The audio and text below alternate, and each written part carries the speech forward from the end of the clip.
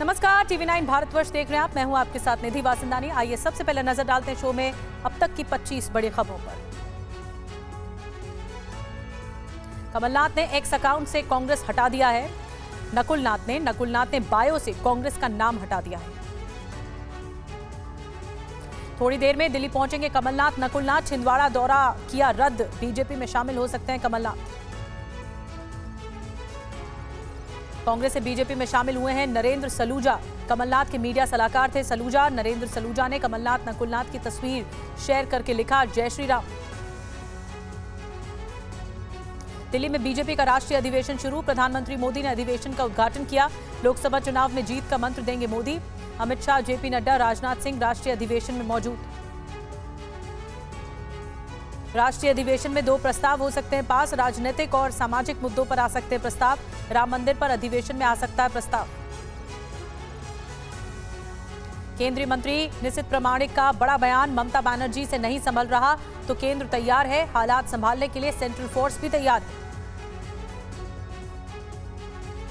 आज दिल्ली की Rouse Avenue court में वर्चुअली पेश हुए अरविंद केजरीवाल। 16 मार्च को होगी अगली सुनवाई। केजरीवाल ने कहा कि अगली बार खुद पेश होऊंगा। ईडी का समन नजरअंदाज करने के मामले में पेशी। वाराणसी में राहुल गांधी की भारत जोड़ो यात्रा के दौरान काशी विश्वनाथ मंदिर पहुंचे राहुल, दर्शन किए। वाराणसी में बोले राहुल गांधी, ये देश मोहब्बत का देश है। संदेश खाली पहुंची राज्य बाल अधिकार संरक्षण आयोग की टीम। SCPCR की टीम में 4 सदस्य मौजूद। संदेश खाली मामले में जांच के लिए पहुंची टीम। यूपी में आज और कल पुलिस भर्ती परीक्षा। 7,244 पदों पर 48 लाख से ज्यादा अभ्यर्थियों की परीक्षा। 75 जिलों में 2,385 परीक्षा केंद्र बनाए गए। लखनऊ के 113 परीक्षा केंद्रों पर परीक्षा। एटा में पुलिस भर्ती परीक्षा में धांधली की भी कोशिश हुई। 15 लोग गिरफ्तार। कोचिंग संचालक, छात्र, सॉल्वर शामिल।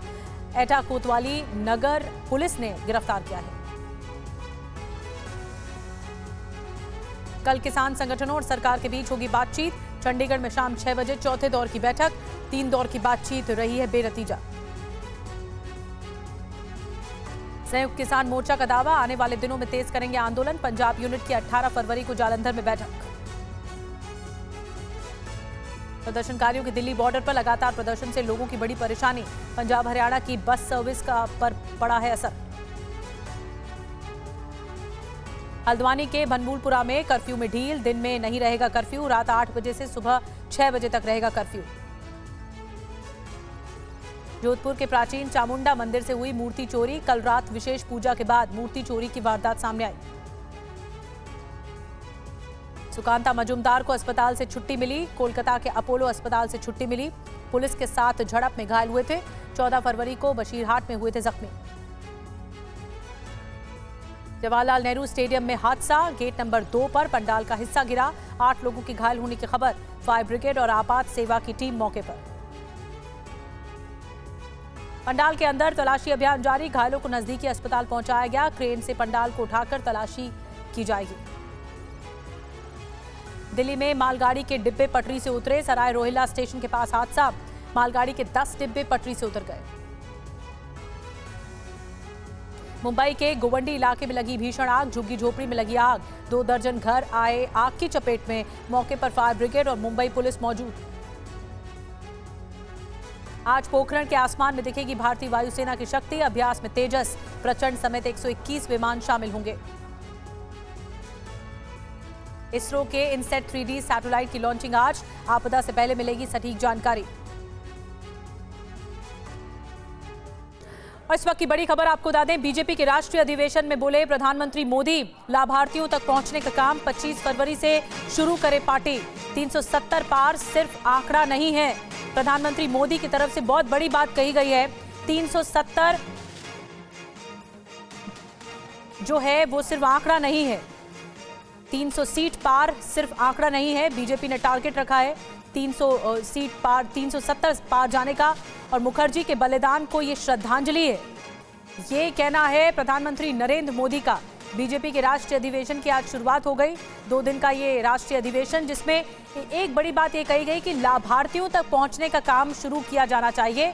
यानी जो योजनाएं सरकार की तरफ से चलाई जा रही हैं उनके लाभार्थियों तक पहुंचने के लिए ये कैंपेनिंग की जाए और 370 सीटें आना मुखर्जी के बलिदान को श्रद्धांजलि के तौर पर देखा जा रहा है।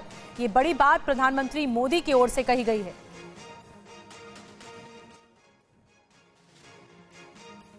तो बीजेपी का ये महामंथन लगातार जारी है राष्ट्रीय अधिवेशन के रूप में।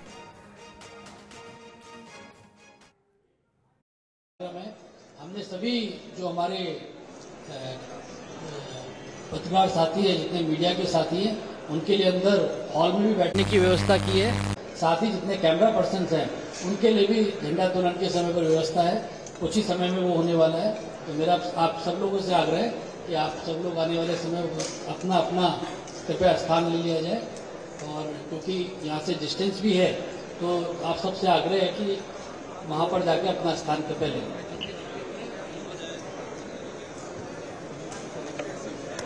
विनोद तावड़े और अनिल बलूनी इस वक्त मुखातिब हो रहे थे मीडिया से, प्रेस से, और उनकी तरफ से ये बात निकलकर सामने आई। लेकिन जो बड़ी बात है, राष्ट्रीय अधिवेशन में प्रधानमंत्री मोदी की तरफ से एक बहुत बड़ी बात कही गई है, जिसमें कहा गया है कि जो भी योजनाओं के लाभार्थी हैं उसका काम उन तक पहुंचने का काम, उन तक संपर्क साधने का काम शुरू होना चाहिए। एक और बड़ी खबर, बीजेपी के अधिवेशन से बड़ी खबर ये आ रही है कि राजनाथ सिंह पहला प्रस्ताव पेश करेंगे।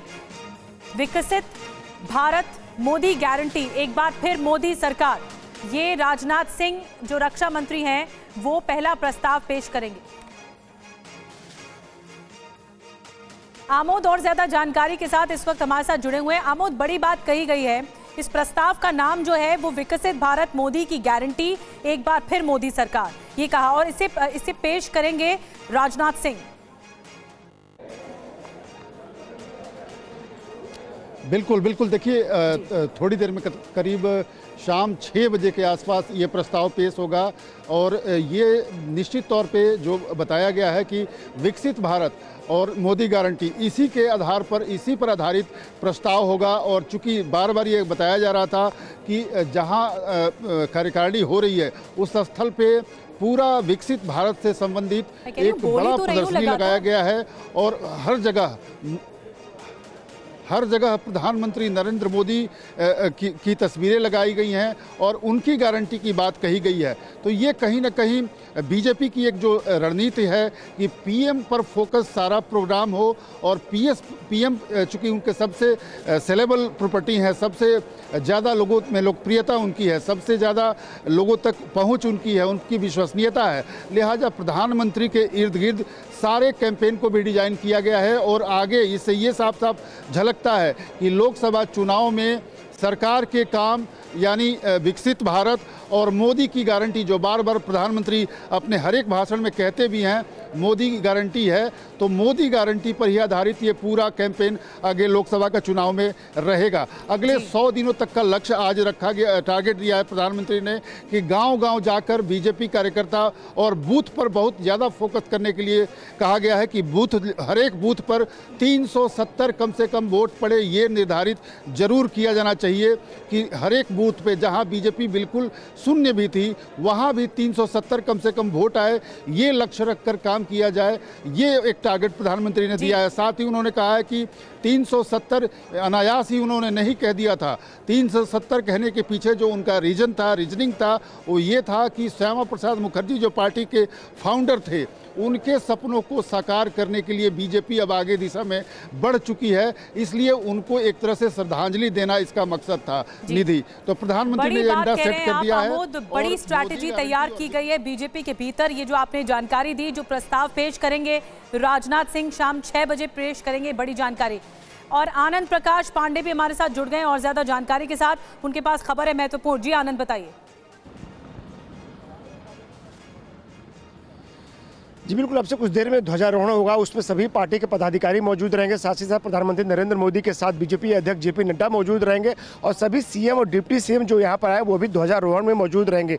और उसके तुरंत बाद जो राष्ट्रीय अधिवेशन की शुरुआत हो जाएगी और उसमें जेपी नड्डा अध्यक्षीय भाषण देंगे और उस अध्यक्षीय भाषण से बीजेपी की जो आने वाले दिनों में एक दशा और दिशा को तय करने की कोशिश करेंगे। और जो एक बात, एक लोकसभा चुनाव को लेकर एक रूपरेखा जो है, संगठन क्या सोचता है, संगठन को कैसे काम करना चाहिए, उस सब सबकी रूपरेखा जो है जेपी नड्डा अपने अध्यक्षीय भाषण में रखेंगे और उसके बाद जो लोग वो दिवंगत हो गए उनको श्रद्धांजलि दी जाएगी। और शाम को 6 बजे जैसे कि आपने बताया कि राजनाथ सिंह एक प्रस्ताव पेश करेंगे, जो पहला प्रस्ताव होगा जिसका नाम ही है विकसित भारत मोदी की गारंटी, अब की बार फिर से मोदी सरकार। यानी कि कहने की क्या मतलब ये है कि प्रधानमंत्री नरेंद्र मोदी जो कहते हैं वो पूरा करते हैं। बार बार बीजेपी जनता के बीच में जो जा रही है वो यही कह के जा रही है कि मोदी गारंटी, और आपने मोदी की गारंटी ये जनता के जेहन में बस गया। इसका असर मध्य प्रदेश में, छत्तीसगढ़, राजस्थान के चुनाव में दिखा था और लोकसभा चुनाव में भी यही शब्द लेकर, मोदी की गारंटी लेकर जनता के बीच बीजेपी जाएगी और इनको बताया जाएगा कि प्रधानमंत्री नरेंद्र मोदी जो कहते हैं वो करके दिखाते भी हैं।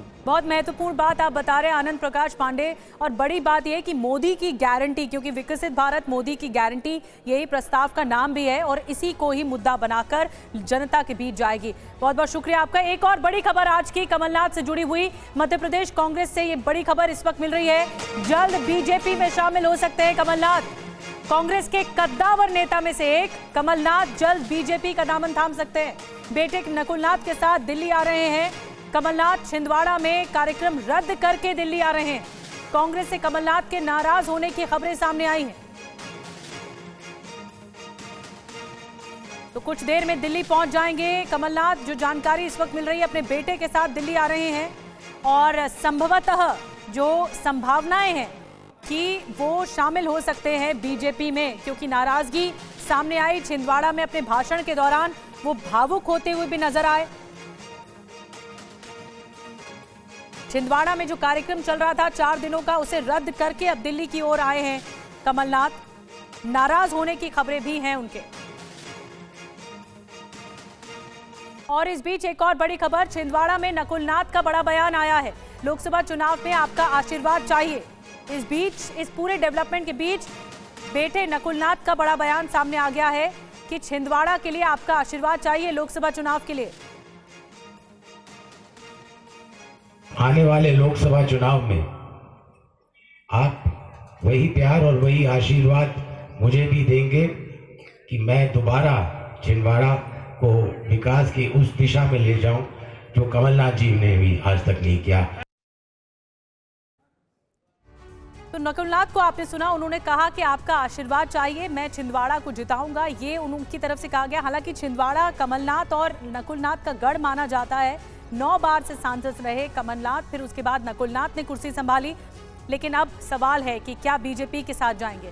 और सज्जन सिंह वर्मा ने कांग्रेस का लोगो हटा दिया। एक और बड़ा डेवलपमेंट आपको बता दें, सोशल मीडिया प्रोफाइल से कांग्रेस का लोगो हटाया गया है। मध्य प्रदेश में कांग्रेस के पूर्व मंत्री हैं सज्जन सिंह वर्मा। देखिए, फूट है या क्या है समझ नहीं आ रहा, क्योंकि मायने कई निकाले जा रहे हैं। कांग्रेस अपनी प्रोफाइल से कांग्रेस का लोगो ही हटा दिया है। मध्य प्रदेश में कांग्रेस के पूर्व मंत्री रहे सज्जन सिंह वर्मा और उन्होंने कांग्रेस का लोगो हटाया। और दिल्ली आने से पहले छिंदवाड़ा में कमलनाथ भावुक भी हो गए। कमलनाथ ने लोगों से कहा, सच्चाई का साथ देना, कमलनाथ का साथ मत देना, सच्चाई का जरूर साथ देना। छिंदवाड़ा में कल एक सभा में कमलनाथ ने ये कहा था। यही निवेदन करना है कि आप सच्चाई का साथ दो, कमलनाथ का साथ मत देना, पर कहो सच्चाई का साथ तो दे दो। सच्चाई का साथ दीजिए, सच्चाई का साथ देंगे तभी आपका भविष्य सुरक्षित रहेगा। और इस बीच आपको बता दें कि बीजेपी की सीनियर नेता सुमित्रा महाजन का भी बड़ा बयान इस बीच आ गया है। कमलनाथ राम का आशीर्वाद लेकर आ जाएं। कमलनाथ पर कांग्रेस नेता दिग्विजय सिंह ने कहा, बीजेपी में जाने की उम्मीद भी न करें। ये बात भी चल रही, कमलनाथ जी भी आने को तैयार है। अगर कमलनाथ का विकास में विश्वास हो तो जरूर मैं कहूँगी राम का आशीर्वाद लेके आओ, काम करो, काम के लिए आ जाओ। वो काम के लिए जो आना चाहता है वो हर कोई आ जाए। रात को कमलनाथ जी से बातचीत 10:30-11 बजे हुई है। वो छिंदवाड़ा में है और जिस व्यक्ति ने अपने राजनीतिक जीवन की शुरुआत नेहरू गांधी परिवार के साथ, उनके पीछे साथ में खड़े होकर उस समय लड़ी थी जब पूरी जनता पार्टी और केंद्र की सरकार इंदिरा जी को जेल भेज रही थी। उस आदमी को आप कभी उम्मीद भी कर सकते हो कि ऐसा आदमी कभी कांग्रेस और सोनिया गांधी जी के परिवार को छोड़ के जाएगा, इंदिरा जी के परिवार को छोड़ के जाएगा? आपको उम्मीद भी नहीं करना चाहिए। अगर कमलनाथ का विकास में विश्वास हो तो जरूर मैं कहूँगी राम का आशीर्वाद लेके आओ, काम करो, काम के लिए आ जाओ। वो काम के लिए जो आना चाहता है वो हर कोई आ जाए। तो अब सवाल ये है कि क्या कांग्रेस से नाराज है कमलनाथ? वो नाराजगी की वजह क्या है? क्या इसीलिए छिटक सकते हैं? आपको बताते हैं, प्रदेश अध्यक्ष से हटाए जाने से नाराजगी, एमपी संगठन में हुए बदलाव से अनबन, राम मंदिर उद्घाटन में कांग्रेस के इंकार से नाराजगी, छिंदवाड़ा में भगवान राम के नाम के पर्चे तक उन्होंने बांटे लेकिन आलाकमान की तरफ से कोई तवज्जो नहीं मिली, कांग्रेस के बड़े कार्यक्रमों से दूरी बनाए रखी कमलनाथ ने, कांग्रेस राज्यसभा उम्मीदवार अशोक सिंह के नॉमिनेशन से भी कमलनाथ ने दूरी बनाए रखी। तो ये संभावित वजह है जो हो सकती है सामने उनकी नाराजगी की। और एक और अहम बात, सीएम जो, और इस बीच बड़ी खबर बता दें कि कमलनाथ दिल्ली एयरपोर्ट पहुंच चुके हैं, बेटे नकुलनाथ के साथ दिल्ली पहुंच चुके हैं। देखिए सारी चीजें दिल्ली में ही होनी है और ये तस्वीरें भी आ रही हैं, आपको हम तस्वीरें दिखा रहे हैं। दिल्ली एयरपोर्ट पहुंच चुके हैं जो अपने विशेष विमान से बीजेपी में शामिल होने की अटकलें हैं।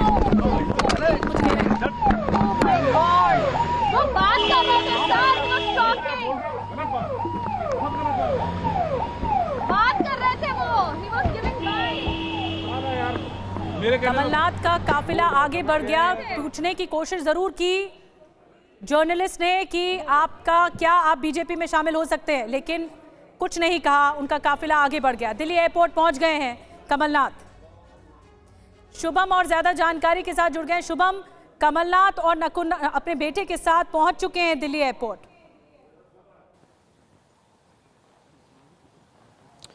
बिल्कुल, देखिए अभी तक सवाल इसीलिए है या संशय इसलिए है क्योंकि कमलनाथ और नकुलनाथ इस बात का खंडन नहीं कर रहे हैं कि वो बीजेपी में शामिल नहीं होंगे, वरना लगातार उनसे सवाल हो रहे हैं। उनके समर्थकों को हम देख रहे हैं किस तरह से सैयद जाफर जो उनके करीबी हैं, छिंदवाड़ा के रहने वाले हैं, कांग्रेस नेता है, मीडिया सलाहकार भी वो कमलनाथ के रह चुके हैं, उन्होंने कुछ देर पहले ट्वीट किया जिसमें लिखा कि कमलनाथ जी का फैसला छिंदवाड़ा के विकास और राष्ट्र हित में होगा। इसके क्या मायने हैं? दूसरा, सज्जन सिंह वर्मा जो कि पूर्व मंत्री रहे, 4 बार के विधायक रहे हैं, उन्होंने कमलनाथ के सबसे करीबी माने जाते हैं। उन्होंने ट्विटर से या सोशल मीडिया के जितने भी अकाउंट से अपना बायो चेंज किया है, कांग्रेस की फ़ोटो हटा ली है। नकुलनाथ का फ़ोटो हमने देखा ही है कि किस तरह से उन्हें बायो चेंज किया है। और ये बायो चेंज करने की कहानी थोड़ा सा आप फ्लैशबैक में भी जाएंगे। जब ज्योतिरादित्य सिंधिया कांग्रेस से बीजेपी में शामिल होने आ रहे थे तो सबसे पहला कदम उनका कुछ था तो वो यही था कि उन्होंने ट्विटर से अपना बायो चेंज किया था और वहाँ पर समाज सेवी और क्रिकेट प्रेमी उन्होंने लिखा था। कांग्रेस के जितने भी पद थे वो हटा लिए थे और उसके 8-10 दिन बाद वो बीजेपी में शामिल हो गए थे। तो कहीं ना कहीं जो पहला कदम है बीजेपी में शामिल होने का, उसकी शुरुआत सोशल मीडिया हैंडल से ही नेताओं की देखने को मिली है। और दूसरा जो सबसे बड़ा पहलू है कि नकुलनाथ ने जिस तरह का कार्यक्रम छिंदवाड़ा में किया भगवान राम को लेकर, राम मंदिर को लेकर, वो देश में किसी और कांग्रेस सांसद ने नहीं किया और बाकायदा उसका प्रचार प्रसार किया। कमलनाथ ने कहा कि मैं तो जाऊंगा ही राम मंदिर, नकुलनाथ भी लगातार ये बात कहते रहे। पूरे मध्य प्रदेश में किसी कांग्रेस विधायक ने इस तरह का कार्यक्रम नहीं किया, उत्तर प्रदेश हो या दिल्ली हो या कहीं पर भी हमने इस तरह के कार्यक्रम नहीं देखे, यहाँ तक कि न्योता तक अस्वीकार कर दिया। तो उससे भी कहीं ना कहीं कयास लगे कि देखिए ये भी अब बीजेपी में शामिल होने की ओर बढ़ता कदम है। तीसरा, भावुक हो जाते हैं भाषण देते देते। कमलनाथ कहते हैं कि कमलनाथ का साथ नहीं दें, सच्चाई का साथ दें। वो क्या सच्चाई की बात कहना चाह रहे थे? बिल्कुल निधि, उसमें भी आप देखिए कि कमलनाथ भावुक होकर ये छिंदवाड़ा की जनता से कह रहे हैं कि कल ही का ये बयान है जिसमें उन्होंने कहा कि आप लोग सच्चाई का साथ देना, कमलनाथ का साथ मत देना। तो ये अपने समर्थकों से क्या अपील कर रहे हैं कि मैंने तो सच्चाई का साथ दिया है, कांग्रेस में क्या सब कुछ ठीक नहीं है? क्योंकि 2018 में जब कमलनाथ विधानसभा चुनाव से ठीक 6 महीने पहले आए, उन्हें पीसीसी चीफ बनाया गया, कांग्रेस सरकार में आई, उन्हें मुख्यमंत्री बनाया गया। आपके पास लगातार डेवलपमेंट हो रहा है, खबरें सामने आ रही हैं। बीजेपी सांसद राकेश सिंह ने टीवी9 भारतवर्ष से कहा है वेट एंड वॉच। देखिए एक और प्रतिक्रिया बीजेपी की ओर से, बीजेपी खेमे से आ रही है। बीजेपी सांसद राकेश सिंह की तरफ से ये संकेत दिए गए हैं कि वेट एंड वॉच। क्या कुछ का आपको सुनवाते हैं? हमारे साथ हैं सर, चर्चा है कि कमलनाथ और नकुलनाथ जल्द ही बीजेपी में शामिल हो सकते हैं। आपकी पार्टी कई नेताओं ने उनका स्वागत किया है, कि आते हैं और पार्टी को मजबूत करना चाहते हैं, तो उनका स्वागत है। क्या आप भी स्वागत करेंगे? Wait and watch. आनंद हमारे साथ जुड़े हुए हैं, लगातार वो सवाल पूछ रहे हैं बीजेपी नेताओं से ही। आनंद, लेकिन अभी भी कोई खुलकर सामने नहीं बोल रहा है या पत्ते नहीं खोल रहा है इस बात को लेकर, कमलनाथ को लेकर, कि वो बीजेपी में शामिल हो रहे हैं या नहीं। जी बिल्कुल, जब तक पूरी तरह फैसला नहीं हो जाता है तब तक बीजेपी या कोई भी नेता इस बात को लेकर पुख्ता तौर पर नहीं बोलेगा। और जाहिर तौर पर है जो बातचीत जो फाइनल होगी वो टॉप के लेवल पर होगी, यानी कि प्रधानमंत्री नरेंद्र मोदी, जेपी नड्डा और अमित शाह के लेवल पर होगी। और शायद इसलिए भी हो सकता है कि कमलनाथ और नकुलनाथ आ रहे हो यहाँ पर, और हो सकता है कि आज कल में उनकी बीजेपी के टॉप नेताओं से मुलाकात हो जाए और जो वो पार्टी से उम्मीद कर रहे हैं, अगर उनकी उम्मीद पूरी होती है तो जो मॉडलिटीज होंगी उसको पूरा करके उनको फिर जल्दी पार्टी में शामिल किया जाएगा। लेकिन ये जरूरी है कि जो जिस मकसद से वो आ रहे हैं, क्या पार्टी भी उस मकसद को एक्सेप्ट करने को तैयार है। अगर वो चाहते हो कि उनके बेटे को सांसद मिले, संसदीय का टिकट मिले और साथ ही साथ अगर वो जीतते हैं तो उनको मंत्री बनाया जाए, तो बीजेपी पहले से कोई भी ऐसा भरोसा नहीं देगी। क्योंकि अभी ऐसा नहीं है कि बीजेपी जो है, बीजेपी खुद ही अभी क्या जो माहौल है देश भर में बीजेपी को लेकर है, ऐसे तमाम दिनों के नेता आना चाहते थे। ऐसे बीजेपी अगर शर्तें मानने लगे तो और सारी चीजें बीजेपी आला कमान की ओर से ही तय होंगी, तो अभी फिलहाल कुछ क्लैरिटी नहीं है, साफ नहीं है तस्वीर। मैं आऊंगी आनंद आपके पास। एक बड़ी खबर और, कमलनाथ के बीजेपी में जाने की खबर पर जितेंद्र सिंह ने कहा है कांग्रेस से कमलनाथ का रिश्ता पुराना है ये, और उन्होंने ये भी कहा कि मुझे नहीं लगता वो किसी और पार्टी में जाएंगे। संजय गांधी से अब तक कांग्रेस के लिए उन्होंने काम किया है। मध्य प्रदेश के कांग्रेस प्रभारी हैं जितेंद्र सिंह, उनकी तरफ से बड़ी बात कही गई। और मध्य प्रदेश में लगातार हलचल है। आपको बता दें 4:30 बजे जीतू पटवारी की प्रेस कॉन्फ्रेंस भी होने जा रही है। कमलनाथ पर बोल सकते हैं मध्य प्रदेश कांग्रेस अध्यक्ष जीतू पटवारी। सारे नेता इस वक्त एक्टिव हैं और जीतू पटवारी 4:30 बजे प्रेस कॉन्फ्रेंस करने वाले हैं, उसमें काफी कुछ क्लैरिटी मिल सकती है। शुभम हमारे साथ बने हुए हैं। शुभम, जीतू पटवारी कांग्रेस के जो प्रदेश अध्यक्ष हैं वो अब प्रेस कॉन्फ्रेंस करेंगे, क्या उसमें कोई क्लैरिटी सामने आएगी कमलनाथ को लेकर? देखिए निधि, जीतू पटवारी से हम सुबह से ही संपर्क कर रहे हैं, उनसे फ़ोन पर हमारी बातचीत भी हुई जिसमें उन्होंने कुछ भी कहने से इनकार कर दिया। हालांकि वो ये बात कह रहे थे कि कमलनाथ जी कहीं भी नहीं जा रहे हैं, वो यहीं पर हैं, ये सारी चीज़ें जो हैं वो अफवाहें हैं। तो लगातार कोशिश कर रहे थे। अब 4:30 बजे हो सकता है उनकी कमलनाथ जी से इस बारे में खुलकर बातचीत हुई हो, पार्टी के बड़े नेताओं से बातचीत हुई हो और अब वो कांग्रेस का पक्ष रखने जा रहे हों कि आखिरकार नकुलनाथ और कमलनाथ कांग्रेस पार्टी में ही हैं या फिर वो कहीं और जा रहे हैं। तो कुछ देर का इंतजार है। 4:30 बजे जीतू पटवारी कांग्रेस कार्यालय में प्रेस कॉन्फ्रेंस करने जा रहे हैं। जी, तो बड़ी खबर दे रहे हैं शुभम, 4:30 बजे का इंतजार करना होगा। बहरहाल अभी कोई बड़ा नेता कुछ नहीं कह रहा कमलनाथ के बीजेपी में आने को लेकर, सिर्फ कयास हैं और अटकलें ही लगाई जा रही है। बहुत बहुत धन्यवाद शुभम, आगे भी आपसे डिटेल में जानकारी लेंगे। फिलहाल शुक्रिया आपका। और राहुल गांधी की भारत जोड़ो न्याय यात्रा में शामिल हुई है अपना दल कमेरावादी की नेता पल्लवी पटेल। ये बहुत बड़ा डेवलपमेंट है। देखिए, राहुल गांधी की न्याय यात्रा चल रही है। बाबा विश्वनाथ के दर्शन किए हैं राहुल गांधी ने और वाराणसी में राहुल की यात्रा में शामिल हुई है पल्लवी पटेल। वाराणसी में राहुल की यात्रा चल रही है। कांग्रेस के साथ ज्वाइंट प्रेस कॉन्फ्रेंस में पल्लवी पटेल ने कहा भी है, पल्लवी ने कहा कि यात्रा को समर्थन देने आए हैं। भारत जोड़ो न्याय यात्रा में माननीय राहुल जी जिसका नेतृत्व कर रहे हैं, अपनी पार्टी अपना दल की तरफ से, अपने नेतृत्व की तरफ से आज इस यात्रा में हम अपना समर्थन और अपना ये संकल्प देने आए हैं कि जिस प्रकार से राहुल जी आगे बढ़ कर के दलित, पिछड़ा, शोषित समाज के हक और अधिकारों की लड़ाई, हमारे वास्तविक सवाल सामाजिक न्याय और जातिवार जनगणना की लड़ाई को आगे लेकर चल रहे हैं। हम प्रतिबद्ध हैं उस लड़ाई के लिए और अपनी पार्टी की तरफ से इसमें हमने अब प्रतिभाग किया है और ये संकल्प और ये वादा पूरी कांग्रेस पार्टी को और विशेष रूप से इस यात्रा का नेतृत्व कर रहे राहुल जी को हम देते हैं। और पंकज झा हमारे साथ सीधे जुड़ चुके हैं, पंकज से और ज्यादा जानकारी लेते हैं। पंकज जी, बहुत बड़ा राजनीतिक हलचल है क्योंकि अपना दल के ने खुला समर्थन दे दिया अब राहुल गांधी को। देखिए, ये जो पल्लवी पटेल हैं अपना दल कमेरावादी पार्टी से हैं, लेकिन तकनीकी रूप से ये समाजवादी पार्टी की विधायक हैं और राज्यसभा चुनाव में जिस तरीके से समाजवादी पार्टी ने जया बच्चन, आलोक रंजन और साथ ही आपको बताऊं कि रामजी लाल सुमन, इन 3 लोगों को उम्मीदवार बनाया है, उससे वो नाराज थी कि पीजी के फॉर्मूले पर नहीं है, क्योंकि इसमें 2 कायस्थ बिरादरी के हैं और एक दलित समाज से आते हैं रामजी लाल सुमन।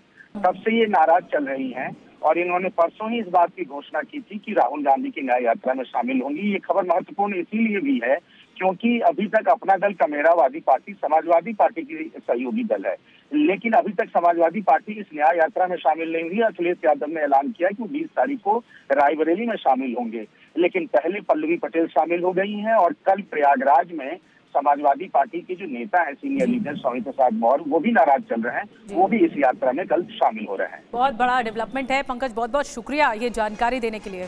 जी हाँ, सनसनीखेज खुलासा ये कि पाकिस्तान चुनाव में बहुत बड़ी धांधली हुई है। रावलपिंडी के मुख्य चुनाव आयुक्त का इस्तीफा सामने आ चुका है।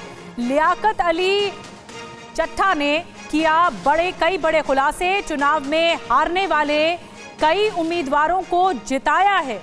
देखिए ये किस तरह का फेरबदल और किस तरह की धांधली हुई है। आइए पहले आपको सुनवाते हैं कि रावलपिंडी के मुख्य आयुक्त ने प्रेस कॉन्फ्रेंस कर क्या कुछ कहा है। तो रावलपिंडी के मुख्य आयुक्त को आपने सुना और क्या कुछ उन्होंने बड़ी बात कही, किस तरह के धांधली के आरोप लगाए हैं और कैसे उन्होंने ये कहा कि मैं खुदकुशी करने जा रहा था, लेकिन पहले मैंने कहा खुलासा करता हूं, पाकिस्तान चुनाव में धांधली कराई। ये खुद उनका कहना है, ये कबूल किया उन्होंने। 13 नेशनल असेंबली सीटों पर धांधली की, ये खुद उनका कहना है रावलपिंडी के आयुक्त का। 50-50 हजार वोटों की हेर फेर की गई, ये भी कहा गया उनकी तरफ से। साथ में चुनाव में हारने वाले को जिता दिया गया, यानी जो हार कर रहा था, वो हार जा रहा था, उसे जिता दिया गया। नतीजों में मतपत्र पर नकली मुहर लगाई गई, ये भी कहा उनकी तरफ से। पूरी धांधली उजागर कर दी। 70,000 से ज्यादा वोट मिलने वाले उम्मीदवार की हार हुई है, ये कहना है उनका। और खुद को पुलिस के हवाले करता हूं, ये कहना है रावलपिंडी के मुख्य आयुक्त का। गुलाम अब्बास सीधे हमारे साथ पाकिस्तान से जुड़ रहे हैं। गुलाम, ये तो उन्होंने पोल ही खोल दी, ये बता दिया कि पाकिस्तान में कितनी धांधली हुई है चुनावों के दौरान। जी निधि, बिल्कुल ये कमिश्नर रावलपिंडी हैं जिन्होंने ये बातें की है और उन्होंने कहा कि रावलपिंडी से जो डिवीजन है उसमें 13 सीटें बनती हैं नेशनल असेंबली की, जबकि 27 पंजाब राज्य की सीटें बनती हैं। इनके ऊपर रिजल्ट को चेंज किया गया और उन्होंने अपने साथ साथ बड़ा आरोप लगाया पाकिस्तान के चीफ जस्टिस के ऊपर और चीफ इलेक्शन कमीशन के ऊपर। और उन्होंने कहा कि उनको उनके साथ साथ चीफ इलेक्शन कमीशन और चीफ जस्टिस को रावलपिंडी के कचहरी चौक पे फांसी दी जाए। और अब ताजा अपडेट यह है कि कमिश्नर रावलपिंडी लियाकत अली चट्टा को अरेस्ट कर लिया गया है पुलिस की तरफ से। अब से थोड़ी देर पहले उनको अरेस्ट करके एक नामालूम जगह पर लेके जाया गया है, लेकिन इसने पाकिस्तान के चुनाव के ऊपर बहुत सारे सवाल खड़े कर दिए हैं, क्योंकि पीटीआई जो कि इमरान खान की पार्टी, इससे पहले ही रिगिंग के इल्जाम लगा रही थी और आज पूरे देश में उन्होंने प्रोटेस्ट की कॉल दी हुई थी। लेकिन अब चीफ कमिश्नर जो कि रावलपिंडी पूरे डिवीजन के कमिश्नर थे और जो इलेक्शन को कंडक्ट कर रहे थे, उनकी तरफ से यह कहना है कि उनकी तरफ से धांधली की गई है और हारे हुए लोगों को, जो कि पीएमएलएन नवाज शरीफ की पार्टी के लोग, यहां से 11 सीटें नेशनल असेंबली की वो जीते थे, एक पीपल्स पार्टी जीती थी और एक इंडिपेंडेंट कैंडिडेट जीता था, तो उनको जिताया गया है। तो अब उसके बाद चुनाव के ऊपर जो इलेक्शन कमीशन है उनके ऊपर सवाल उठ रहा है। एक तरफ उनके रिजाइन की मांग हो रही है कि चीफ इलेक्शन कमीशन रिजाइन दे, दूसरी तरफ यह भी कहा जा रहा है कि ये जो इलेक्शन था, पूरा प्रोसेस था, वो बिल्कुल डाउटफुल हो गया है और रिग्ड लग ऐसा रहा है कि रिग्ड है, इसकी इन्वेस्टिगेशन होनी चाहिए और प्रॉपर इन्वेस्टिगेशन होनी चाहिए। तो ये एक बड़ा खुलासा है जो लियाकत चट्टा ने किया और उन्होंने कहा कि वो खुदकुशी भी करने लगे थे, वो सुसाइड करने का सोच रहे थे, 3 रातों से वो सो नहीं सके थे और उसके बाद उन्होंने ये डिसाइड किया कि वो लोगों को आके बताएंगे, जिसके बाद उन्होंने लोगों को आके सारी चीज जो पाकिस्तान के चुनाव के दिन हुआ वो सारा कुछ लोगों को आके बता दिया, जो हमने अपने कैमरे से दिखाया भी। बिल्कुल सब कुछ साफ रख दिया है लियाकत अली चट्टा की तरफ से और ये भी कहा गया है कि इस पूरे इलेक्टोरल प्रोसेस में धांधली हुई है, पूरे चुनाव में ही धांधली हुई है। एक और बड़ी खबर गुलाम, आऊंगी आपके पास। रावलपिंडी चुनाव आयुक्त ने खुद सरेंडर किया है। उन्होंने कहा मैं अपने आप को पुलिस के हवाले करता हूँ। प्रेस कॉन्फ्रेंस में खुलासों के बाद खुद गिरफ्तारी दी। लियाकत अली चट्टा से पूछताछ भी हो रही है कि किस तरह की धांधली हुई है, क्योंकि जो हारी हुई सीटें थी उसे जीत में कन्वर्ट कर दिया गया, ये आरोप लगाया गया उनकी तरफ से, लियाकत अली की तरफ से। चलिए अब खबरों में आगे बढ़ते हैं। देश की खबरों में सबसे बड़ा मुद्दा संदेशखाली का भी है। संदेशखाली का बंगाल राज्य बाल अधिकार संरक्षण आयोग की टीम ने दौरा किया है। सिर्फ एक पीड़ित बच्चे से मिलकर लौटी है टीम राज्य सरकार को अपनी रिपोर्ट सौंपेगी। क्योंकि जो टीम फैक्ट फाइंड कर रही है उसी को ही रिपोर्ट के रूप में लिखा जाएगा। एससीपीसीआर की टीम में 4 सदस्य मौजूद हैं। संदेश खाली मामले की जांच के लिए पहुंची थी टीम और एक बच्चे से ही सिर्फ बातचीत हो पाई है, पूछताछ हो पाई है। इस वक्त मैं हूँ West Bengal child rights commission के जो टीम है संदेश खाली आए, उसके साथ आरोप है एक बच्चे के ऊपर यहाँ पे अत्याचार किया गया था। तो मैडम, सबसे पहले आपसे जानना चाहेंगे, आरोप जो था क्या वो आप लोगों ने जांच पड़ताल करने के बाद देखा वो सिद्ध है? हमारे पास कोई सरासरी जैसे कि डायरेक्ट कुछ आरोप नहीं आए थे। हम कल शाम में एक संबाद माध्यम से जानकारी मिला कि टीवी पे दिखाया गया कि एक माँ की गोद से बच्चा किसी ने खींचा है, तो बच्चा गिर गए हैं। तो कौन माँ है, कौन परिवार है, ये कुछ नहीं था हमारे पास। लेकिन हम तुरंत डीएम को और एसपी को चिट्ठी भेजा था, सो मोटो कॉग्निजेंस दिया था कि रिपोर्ट भेजने के लिए 24 घंटे के अंदर। और उसके साथ साथ हमें लगा कि हम खुद भी विजिट करना हमें चाहिए। तो हम अभी सुबह आए थे इधर और परिवार को खोज पता करके परिवार के पास भी पहुंच गए। और परिवार के साथ जो बात हुई है वो मम्मी ने खुद बच्चे का जो माँ है उन्होंने बताया कि ऐसा उनके साथ हुआ था। 9 तारीख को सुबह कुछ लोग आए थे उनके घर में और दरवाज़ा तोड़ने के प्रयास किए हैं। उसके बाद खिड़की तोड़ा और खिड़की से माँ जब बोल रहे थे कि मेरा बच्चा है, तो बच्चा उनका गोद से गिर गए और पिताजी ने उसको संभाल लिया। लेकिन हमें पूछा कि अच्छा ठीक है, जो हुआ है उसके हिसाब से आप अभी क्या चाहते हो। उन्होंने बताया था कि सिक्योरिटी चाहते हैं वो, और फूड, क्योंकि वो अकेली घर में है, फूड चाहते हैं और मेडिकल चेकअप बच्चों के लिए। तो ये तीनों चीज़ हमने इंश्योर करके आए। एक ही बात है कि ये जो आरोप है, जिनके खिलाफ आरोप है, क्या ये पुलिस है, किनके खिलाफ आरोप? उन्होंने ऐसा कुछ बोला नहीं। ऐसे उन्होंने बोला कि यूनिफॉर्म पहन के कोई आए थे, लेकिन उनके हिसाब से उन्होंने नज़र किया कि किसी लोगों के पैर में जैसे कि हवाई चप्पल भी था, तो ऐसा उन्होंने बोला है। मैम, आखिरी सवाल है, बस ये एक ही रिपोर्ट है जिसके खिलाफ आप लोग एक्शन ले रहे हैं या फिर और भी कहीं पे आप जाएंगे? अभी तो नहीं, अभी तो एक ही मिला हमको। हाँ, और हम ये एक ही होने के साथ साथ हम प्रशासन के साथ बात करेंगे कि और ना।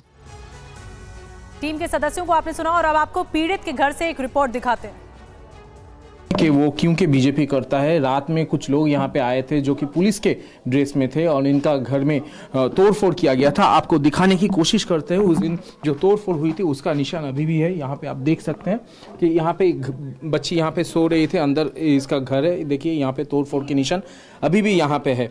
तो ये घर जो थे यहाँ पे उन्होंने लगातार यहाँ पे उन्होंने अटैक किया और ये जो बेड है बच्चे को यहाँ पे इसके ऊपर फेंक दिया, जिसके चलते हुआ ऐसा कि बच्चे को चोट आई, लेकिन बच्चे का फादर जो था वहाँ पे उन्होंने संभाल लिया। आप देख सकते हैं यहाँ पे तोड़फोड़ की निशान दरवाजे में भी है। देखिए यहाँ पे तोड़फोड़ के निशान यहाँ पे भी है। अब सवाल उठता है कि अचानक ऐसा क्या हुआ? सिर्फ बीजेपी एक कर्मी है, इसके चलते